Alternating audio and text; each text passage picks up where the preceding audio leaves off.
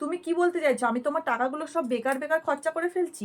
দেখো, আমার জীবনটা তো একটাই। আমার ছোট ছোট ইচ্ছা, ছোট ছোট শখগুলো আমি যদি এখন পূর্ণ না করে আমি যদি ভবিষ্যতের জন্য সব কিছু সঞ্চয় করে রেখে দিই, তাহলে আমার বেঁচে থেকে আর লাভ কি বলো তো?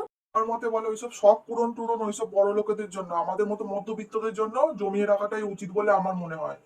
আমি কিন্তু সেটা একবারও বলিনি। ভবিষ্যতের জন্য জমানো অবশ্যই উচিত। আচ্ছা তুমি বলো তো, আজকে আমি যদি মরে যাই, তাহলে হয়তো বড়জোর ১০ দিন মানুষজন কাঁদবে, আমার কথা মনে রাখবে। তারপর আমার যেই সাধ্য-শান্তি হয়ে যাবে, তখন মানুষজন আস্তে আস্তে আমাকে ভুলতে শুরু করবে। হয়তো ২-৩ বছর পর হয়তো তুমিও আমাকে ভুলে যাবে। দিয়ে আবার একটা বিয়ে করবে না, তার কি মানে আছে? তুমি বিয়ে করতেই পারো আবার।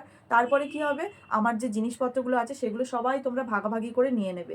তাহলে আমার ভবিষ্যতের জন্য অত অত সবকিছু জমিয়ে রেখে কি লাভ? আমি যদি নিজের জীবনটা উপভোগ করতে নাই পারি, আমি জমিয়ে রেখে কি করলাম? আমি তো, আজকালকার মানুষের কথা বলা যায় না। মানুষ আজ আছে কাল নাই থাকতে পারে। তাই জমানো তো অবশ্যই উচিত। তার সাথে সাথে সাধ্যের মধ্যে যেটুকু শখগুলো পূরণ করার জন্য যেটুকু ঘোরা বেড়ানোর প্রয়োজন সেটুকুও করা উচিত। কারণ মানুষ আজ আছে কাল নেই। এটা হতেই পারে।